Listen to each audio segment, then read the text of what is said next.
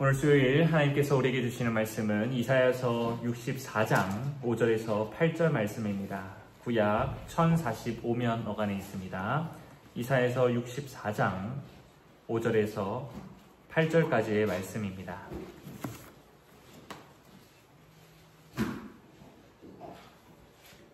이사야서 64장 5절에서 8절 말씀, 제가 한 절, 여러분들이 한 절, 우리 서로 교독하시면서 읽도록 하겠습니다. 주께서 기쁘게 공의를 행하는 자와 주의 길에서 주를 기억하는 자를 선대하시거늘 우리가 범죄함으로 주께서 진노하셨으며 이 현상이 이미 오래되었사오니 우리가 어찌 구원을 얻을 수 있으리까? 물론 우리는 다 부정한 자 같아서 우리의 의는 다 더러운 것 같으며 우리는 다 이삭이같이 시름으로 우리의 죄악이 바람같이 우리를 구하라 하나이다.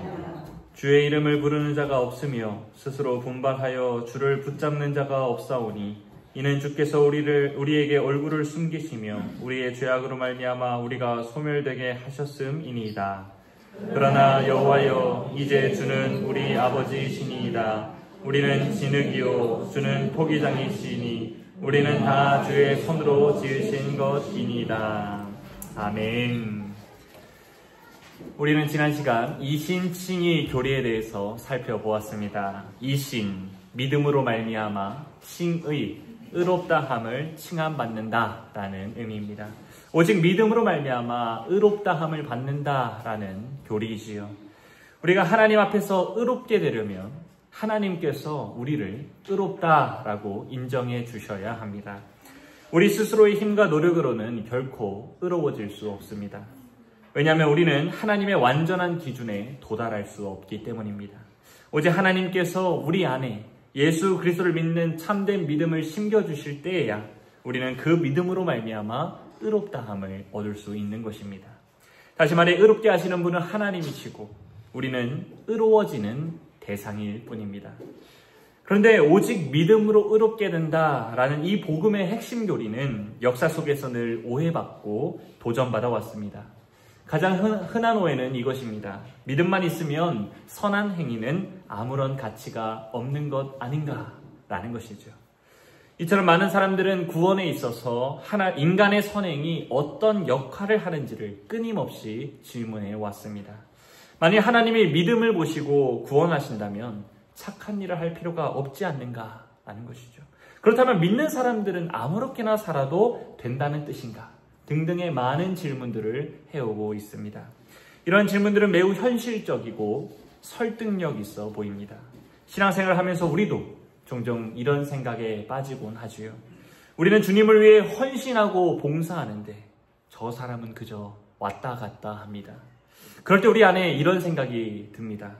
하나님이 저 사람과 나를 똑같이 여기신다면 불공평하신 것 아닌가 하는 질문입니다. 그러나 이러한 질문들은 우리 자신이 태생적으로 죄인이며 따라서 철저히 무능력한 존재라는 사실을 관가했기 때문에 생겨나는 질문들입니다. 이사야 선지자는 이스라엘 백성들의 죄악을 철저히 직면하면서 인간의 본성을 깊이 있게 고백했습니다. 오늘 본문 64장 6절에서 그는 이렇게 기도합니다. 우리는 다 부정한 자 같아서 우리의 의는 다 더러운 옷 같으며 우리는 다 잎사귀같이 시들므로 우리의 죄악이 바람같이 우리를 몰고 가나이다. 이사야는 인간의 본질적 상태를 몇 가지 강렬한 이미지로 묘사하고 있습니다. 우리 자신은 부정한 자와 같고 우리가 의롭다고 여기는 것조차도 하나님 앞에서는 더러운 옷과 같으며 우리의 인생은 시들어 떨어지는 잎사귀와 같다라는 것입니다. 특히 이사야가 우리의 죄가 아니라 우리의 의를 더러운 옷에 비유한 것에 우리는 주목할 필요가 있습니다. 우리가 스스로 자랑할 수 있다고 여기는 그 선행조차 하나님 앞에서는 오히려 부끄럽고 더러운 것이다 라는 의미지요. 하나님 앞에서는 우리의 죄가 아니라 우리의 의마저도 더러운 옷에 불과하다라는 것입니다. 이처럼 이사야는 인간의 전적인 타락과 무능을 깊이 인식하고 있었습니다. 그래서 그는 이어지는 7절에서 이렇게 고백하지요. 우리 함께 7절 말씀 함께 읽어보도록 하겠습니다. 7절입니다. 시작. 주의 이름을 부르는 자가 없으며 이는 주께서 우리에게 얼굴을 숨기시며 우리의 죄악으로 말미암아 우리가 소멸되게 하셨음이니이다. 아멘. 이사야의 이 고백은 시편 14편에서 다윗이 노래한 내용과 동일한 내용입니다. 다윗은 시편 14편에서 이렇게 고백합니다. 여호와께서 하늘에서 인생을 굽어 살피사 지각이 있어 하나님을 찾는 자가 있는가 보려 하신즉 다 치우쳐 함께 더러운 자가 되고 선을 행하는 자가 없으니 하나도 없도다. 이처럼 성경은 분명하게 선언합니다. 참으로 하나님의 절대적인 의로움의 기준을 통과한 사람은 이 세상에 단 한 사람도 없습니다. 다 치우쳐 함께 더러운 자가 되고 선을 행하는 자가 없으니 하나도 없습니다. 우리의 의는 다 더러운 옷 같으며 우리는 다 잎사귀같이 시들어서 우리의 죄악이 바람같이 우리를 몰고 가 죽음으로 이르게 할 뿐입니다. 그렇다면 이 세상에 하나님께로부터 의롭다라고 인정받은 사람은 과연 누구이겠습니까? 그분이 바로 우리 주 예수 그리스도이십니다. 하나님께서는 예수님만을 온전히 기뻐하셨습니다. 하나님께서 인정하시는 참된 의로움은 오직 예수님 안에만 있습니다. 그래서 하나님은 예수님을 향해 이렇게 선언하셨습니다. 이는 내 사랑하는 아들이요 내 기뻐하는 자라. 그런데 놀라운 사실은 하나님께서 그토록 사랑하시는 독생자 예수님보다 우리를 더 사랑하시기로 작정하셨다라는 사실입니다. 그래서 그분은 사랑하는 아들을 우리의 죄를 위해 심판하시고 예수님이 이루신 의로움을 우리에게 전가하시기로 작정하셨습니다. 이 은혜의 진리를 이사야 선지자는 53장 10절과 11절에서 이렇게 예언하고 있습니다. 여호와께서 그에게 상함을 받게 하시기를 원하사 질고를 당하게 하셨은즉 그의 영혼을 속건제물로 드리기에 이르면 그가 씨를 보게 되며 그의 날은 길 것이요 또 그의 손으로 여호와께서 기뻐하시는 뜻을 성취하리로다. 그가 자기 영혼에 수고한 것을 보고 만족하게 여길 것이라. 나의 의로운 종이 자기 지식으로 많은 사람을 의롭게 하며 또 그들의 죄악을 친히 담당하리로다. 아멘. 그렇게 우리는 예수님을 믿을 때 그분과 연합하게 되어서 의롭다함을 얻게 됩니다. 그러므로 우리는 우리 자신을 자랑할 수 없습니다. 우리는 우리 모두가 연약한 존재임을 인정해야 하며 오직 예수 그리스도의 구속의 공로만을 의지해야 합니다. 그 길 외에 하나님의 진노에서 벗어나고 구원받을 수 있는 다른 길은 우리에게 존재하지 않습니다. 이 자리에 계신 모든 성도님들은 지금까지 들은 이 복음의 진리의 말씀을 확신하며 믿음으로 구원의 은혜에 참여하신 분들일 것입니다. 그러나 이 말씀을 영상으로 듣고 계신 분들 중에 몇몇 분들은 여전히 이신칭의 교리와 우리의 선행의 사이의 관계에 대해서 의문을 갖고 있는 분들이 계실 줄 압니다. 그래서 오늘은 하이델베르크 요리문답을 중심으로 해서 이신칭의와 우리의 선행의 관계에 대해 정리해보는 시간을 갖도록 하겠습니다. 세 가지 질문을 통해서 이신칭의와 선행의 관계를 정리하려고 합니다. 첫 번째 질문은 이것입니다. 우리의 선행이 하나님 앞에서 의가 될 수 있으며 의의 한 부분이라도 될 수 없는가라는 질문입니다.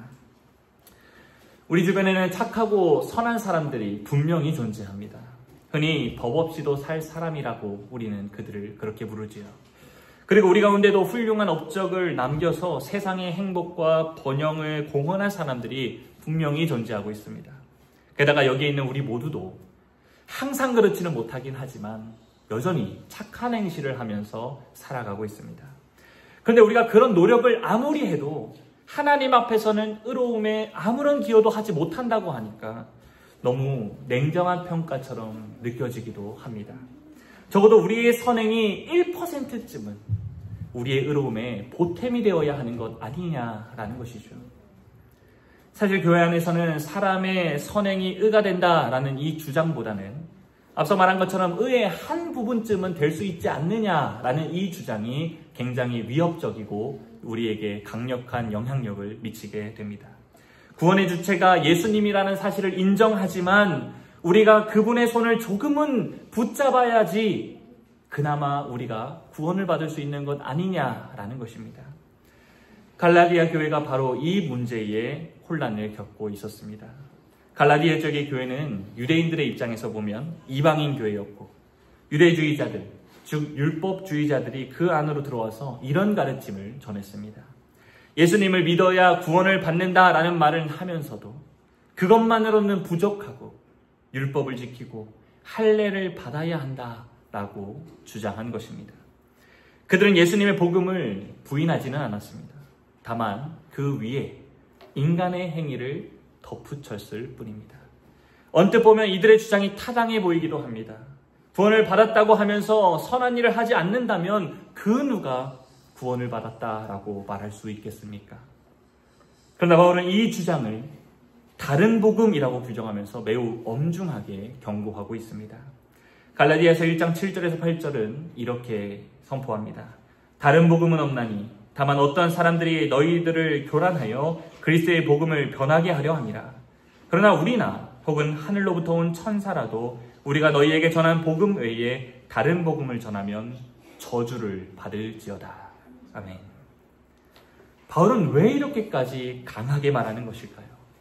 사람의 선행은 좋은 것 아닙니까? 그 이유는 명확합니다.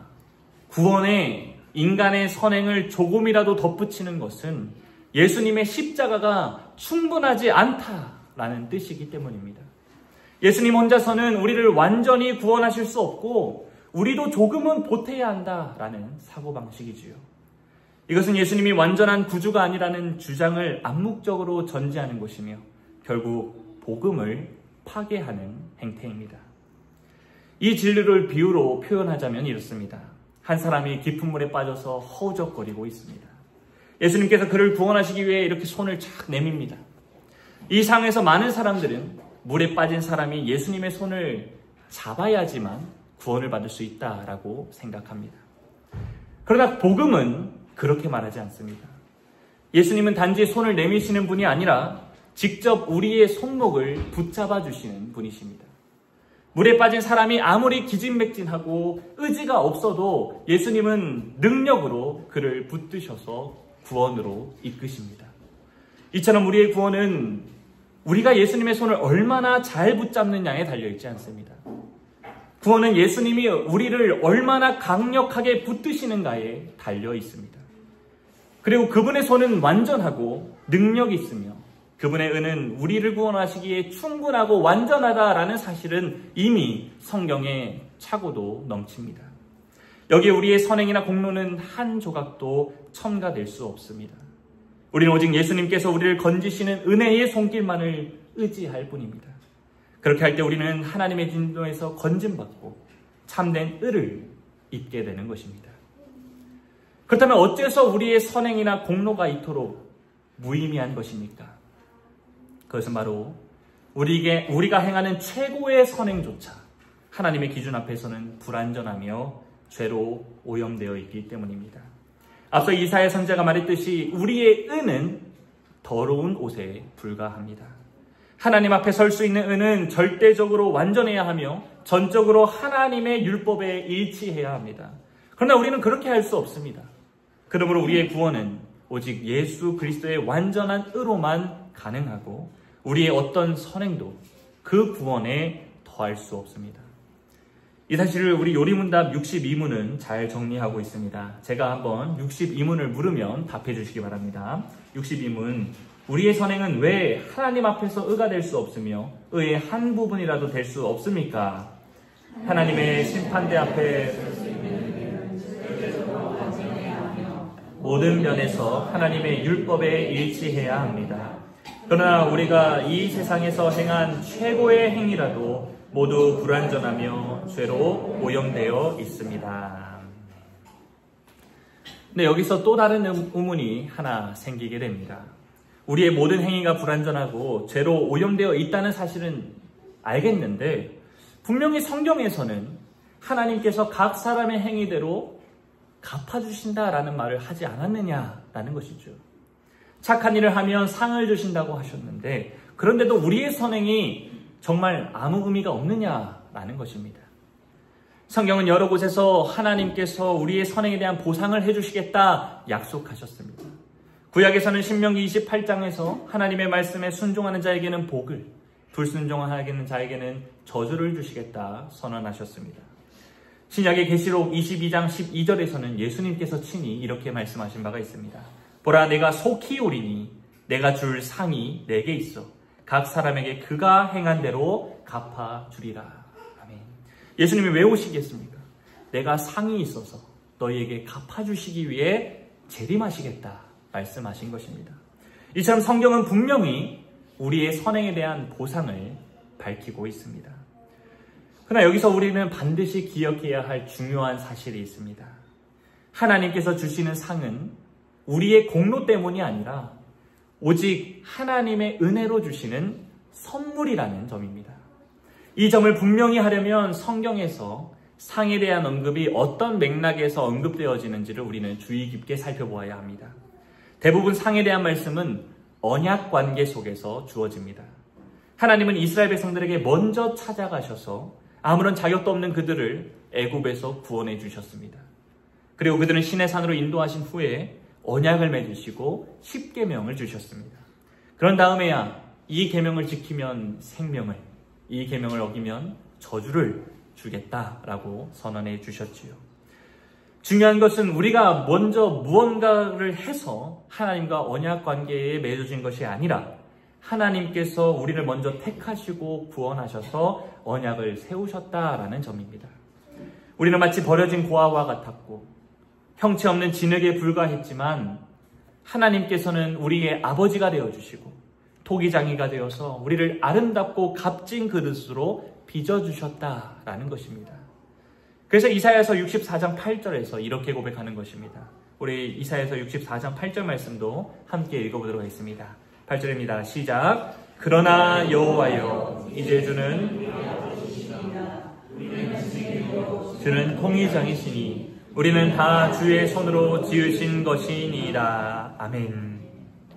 그분이 먼저 우리를 구원하여 주시고 언약을 맺어주셨기에 우리에게 상과 벌이 의미가 있는 것입니다.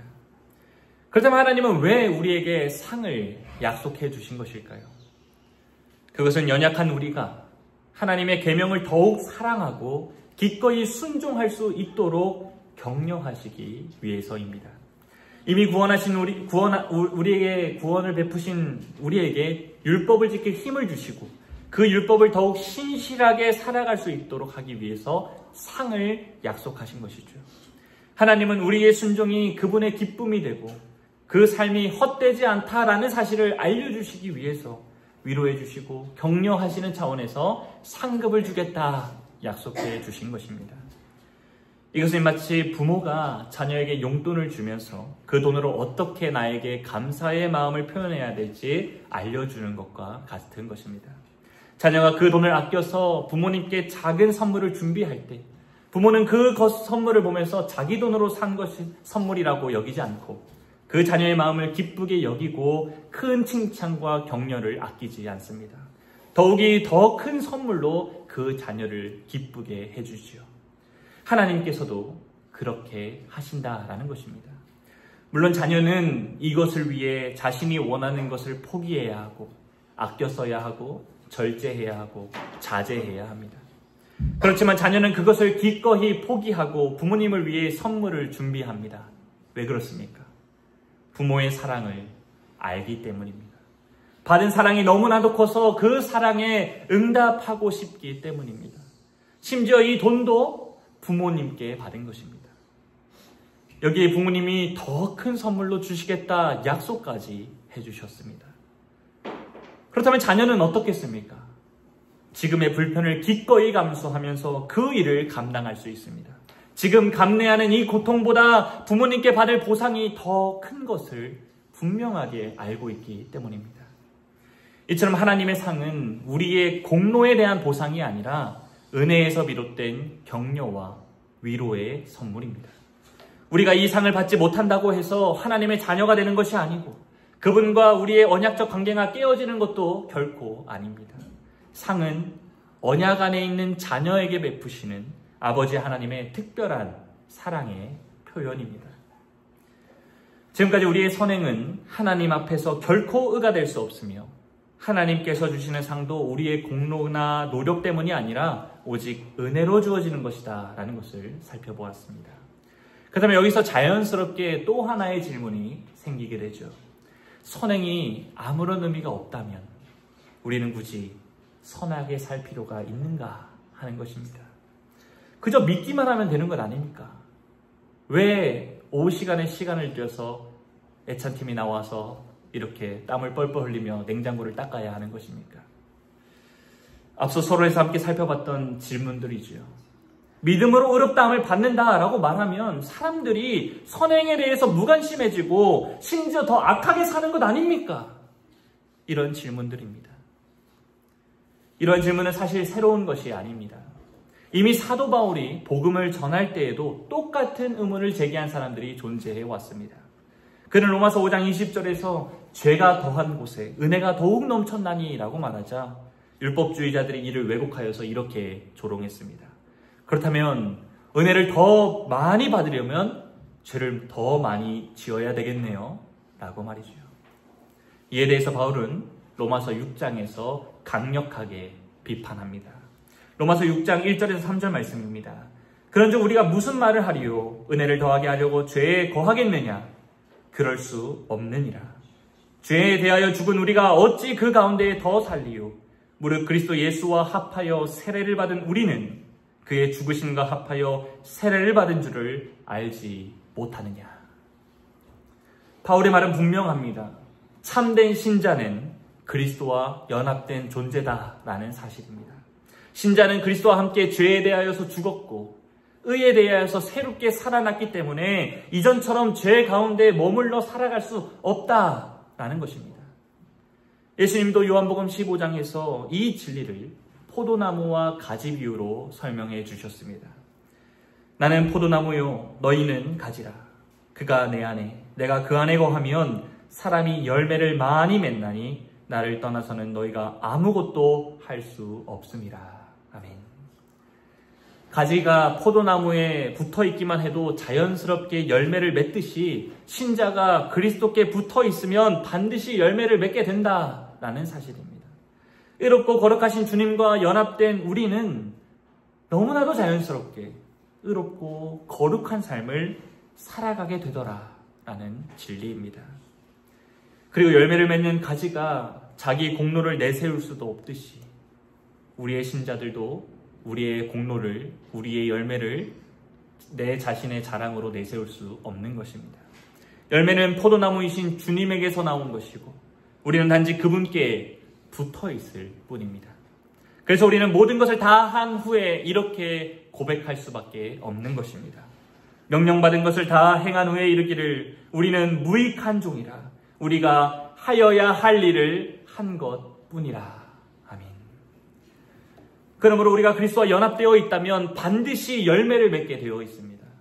만약 어떤 사람이 믿는다고 말하면서 선한 열매가 전혀 없다면 그는 자신이 진정으로 그리스도와 연합된 자인지 진지하게 점검해 보아야 합니다. 율법주의와 다른 극단에는 율법 폐기론자들이 있습니다. 율법 폐기론은 구원받은 우리에게 율법은 필요 없다라는 주장입니다. 그러나 율법 자체는 선하고 완전합니다. 문제는 율법을 지키지 못하는 우리, 율법을 가지고 다른 사람들을 정죄하려고 하는 우리의 죄성이 문제입니다. 율법은 우리에게 반드시 필요합니다. 율법은 우리가 죄인인 것을 알려주고 우리에게 구원자의 필요성을 깨달게 할 뿐만 아니라 구원받은 자가 어떻게 살아야 하는지를 알려주는 참된 지침서입니다. 그러므로 우리는 율법주의에 빠져가지고 율법을 나의 공로로 삼아서는 안 되지만 율법 폐기론자에 빠져서 율법을 내던져서도 안 된 것입니다. 구원은 전적으로 은혜이지만 그 은혜는 결코 우리의 삶을 방종으로 내보내지 않습니다. 오히려 우리는 감사하는 마음으로 율법을 지켜야 합니다. 그리스도와 연합된 자답게 그리스도를 닮아가는 자가 되어야 하는 것입니다. 이것을 잘 정리한 것이 요리문답 64문입니다. 이것도 제가 한번 물으면 답해 주시기 바랍니다. 64문. 이러한 가르침으로 말미암아 사람들이 무관심하고 사악하게 되지 않겠습니까? 아닙니다. 감사의 열매를 맺지 않는 것은 불가능합니다. 아멘. 말씀을 맺겠습니다. 우리는 율법을 지켜서가 아니라 믿음으로 구원을 받습니다. 우리의 구원은 전적으로 하나님의 은혜이지 결코 우리의 공로나 노력에서 비롯된 것이 아닙니다. 그러나 그 은혜는 결코 헛된 것이 아닙니다. 진정으로 은혜를 입은 사람은 그 은혜에 감사하여서 반드시 선한 열매를 맺게 되어 있습니다. 우리는 예수 그리스도께 붙어 있으면서 그분으로부터 오는 생명과 힘으로 선한 행실을 나타내야 합니다. 그리고 그 선한 삶은 결코 억지나 부담이 되어서는 안 됩니다. 오히려 우리에게 구원을 베푸신 하나님께 대한 사랑의 표현이며 진심 어린 감사의 열매입니다. 게다가 하나님은 아무런 가치도 없는 우리에게 이 작은 순종을 기억하시고 크신 은혜로 상을 베푸시겠다 약속해 주셨습니다. 그러면 우리는 더욱 기쁨으로 선을 행하며 감사함으로 의로운 삶을 살아가야 합니다. 이 사실을 기억하셔서 의롭다함을 받은 자답게 의롭게 살아가시는 저와 성도님들 되시기를 주님의 이름으로 축복합니다. 아멘.